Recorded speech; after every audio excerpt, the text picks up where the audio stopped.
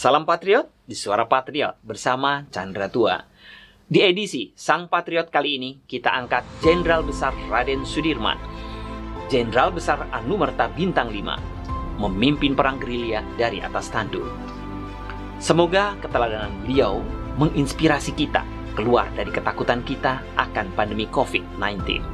Pelihara TNI, pelihara angkatan perang kita. Jangan sampai TNI dikuasai oleh partai politik manapun.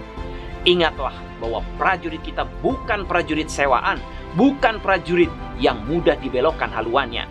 Kita masuk dalam tentara karena keinsafan jiwa dan sedia berkorban bagi bangsa dan negara. Itulah pesan seorang Jenderal Besar Raden Sudirman, Panglima Tentara Republik Indonesia yang pertama. Dalam kondisi tubuhnya yang diserang penyakit TBC akut, Jenderal Raden Sudirman bersikukuh memimpin perang gerilya di seluruh Jawa hampir 7 bulan lamanya. Pasca jatuhnya Republik Indonesia yang kala itu beribu kota di Yogyakarta akibat agresi militer Belanda kedua, ia menolak saran Presiden Soekarno untuk istirahat di rumah.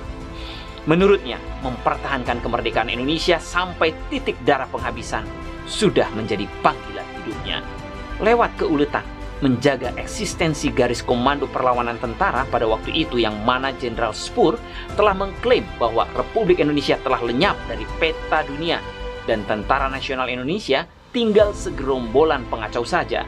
Jenderal Raden Sudirman mematahkan klaim tersebut dengan mengkoordinasikan serangan umum 1 Maret 1949 yang mempunyai arti penting bagi eksistensi Indonesia di mata dunia, di mana saat itu para delegasi Indonesia berjuang di meja perundingan melawan Belanda. Saya sudah ketemu Bung Karno, juga Bung Hatta. Saya bisa mengerti politik diplomasi pemerintah, akan tetapi diplomasi tanpa kekuatan militer hampir tak ada gunanya. Sebab itu menurut saya, biarkan saja kalau terjadi pertempuran-pertempuran antara Belanda dan anak-anak kita, agar Belanda menyadari bahwa kita juga mempunyai kemampuan tempur. Kekuatan kita berangsur-angsur lebih membanggakan. Hal itu perlu bantuan moral dari kaum diplomat kita. Ujar Kiai Wahid Hasim menirukan alasan Pak Dirman kenapa bersikukuh melakukan perang gerilya. Biografi singkat Jenderal Sudirman. Raden Sudirman lahir pada 24 Januari 1916 di desa Badas Karangjati, Purbalingga, Jawa Tengah. Putra Karsit Kartawiraji, seorang mandor tebu pada pabrik gula di Purwokerto. Ibunya bernama Siem. Sejak bayi Sudirman diangkat anak oleh Raden Cokro Sunaryo, asisten Wedana Camat di Rembang, Purbalingga. Setelah pensiun, keluarga Cokro Sunaryo menetap di Cilacap. Di usia 7 tahun, Raden Sudirman memasuki HIS setingkat sekolah dasar di Cilacap. Raden Sudirman dididik dengan cerita-cerita kepahlawanan, diajarkan etika dan tata krama priai, serta etos kerja dan kesederhanaan rakyat jelata. Ia dilatih hidup disiplin, harus bisa membagi waktu antara belajar, bermain, dan mengaji.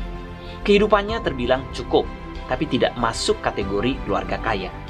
Lulus dari HIS, Raden Sudirman melanjutkan studinya ke Mulo, setara SLTP. Setahun kemudian ia pindah ke perguruan Paramawiworo Tomo dan lulus di tahun 1935. Selanjutnya ia menjadi guru di HIS Muhammadiyah. Sebagai guru, Raden Sudirman banyak mengajarkan kepada muridnya pelajaran moral dengan meneladani kisah para nabi dan kisah-kisah pewayangan. Raden Sudirman adalah sosok guru yang adil, sabar, pandai mencampurkan humor dan nasionalisme dalam pelajarannya. Inilah yang membuatnya bisa merebut hati para murid-muridnya. Di masa penjajahan Jepang, ketika kondisi rakyat kesulitan makanan, ia terketuk hatinya dengan berinisiatif membentuk Badan Pengurus Makanan Rakyat, suatu badan yang dikelola oleh masyarakat sendiri, bukan badan pembentukan pemerintah Jepang. Badan ini bergerak di bidang pengumpulan dan distribusi bahan makanan untuk menghindarkan rakyat Cilacap dari bahaya kelaparan. Ia tokoh masyarakat yang cakap memimpin organisasi dan berkarakter jujur. Pada Oktober 1943, pemerintah pendudukan Jepang mengumumkan pembentukan Tentara Pembela Tanah Air, PETA. Sudirman sebagai tokoh masyarakat ditunjuk untuk mengikuti latihan peta Angkatan Kedua di Bogor. Selesai pendidikan, ia diangkat menjadi Daidancho, komandan batalion, berkedudukan di Kroya, Banyumas. Di sanalah Raden Sudirman memulai karirnya sebagai seorang prajurit. Setelah proklamasi kemerdekaan Indonesia, Jepang membubarkan PETA. dan melucuti senjata mereka. Semua anggota PETA disuruh pulang ke kampung halaman masing-masing.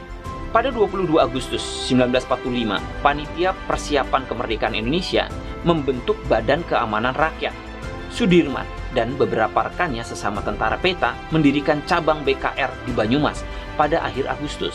Sudirman berusaha menghimpun kekuatan BKR. Bersama Residen Banyumas, Mr. Ishak Cokro Adisuryo, dan beberapa tokoh lainnya, Sudirman melakukan perebutan kekuasaan dari tangan Jepang secara damai. Komandan Batalion Tentara Jepang, Mayor Yuda, menyerahkan senjata cukup banyak.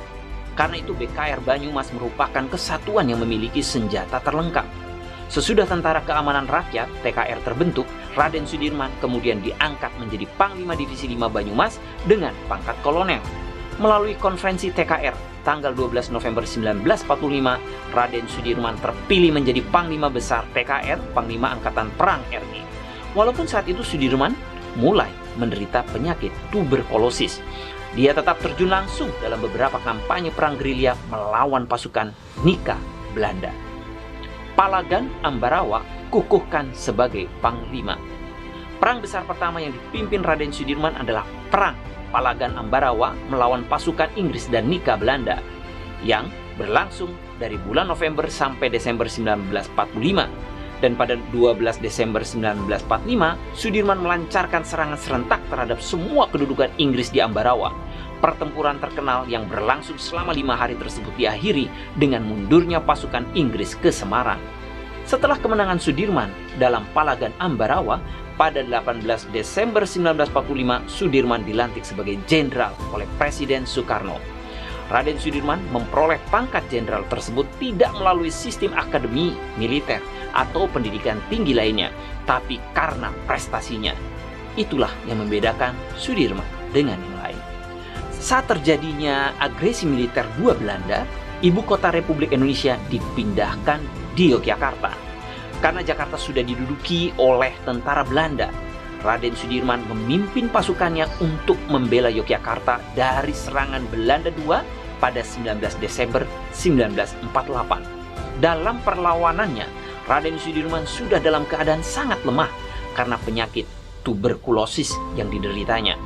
Walaupun begitu, dia ikut terjun ke medan perang bersama pasukannya dalam keadaan ditandu, tetap memimpin para tentara untuk melakukan perlawanan terhadap pasukan Belanda secara gerilya.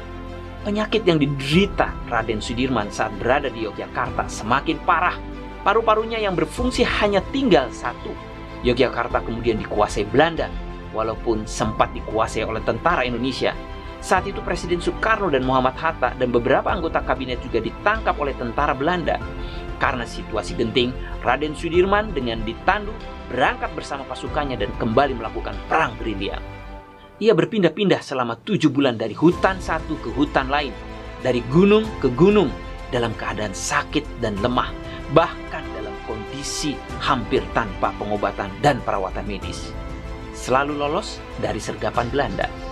Dalam sebuah persembunyian di Kediri bersama anak buahnya dalam mengobarkan perang gerilya, Sudirman membaca sebuah tulisan beraksara Jawa di atas pintu rumah di mana ia menginap berbunyi, "Tangan Tuhan terbuka bagai langit, mendengarkan permohonan kita."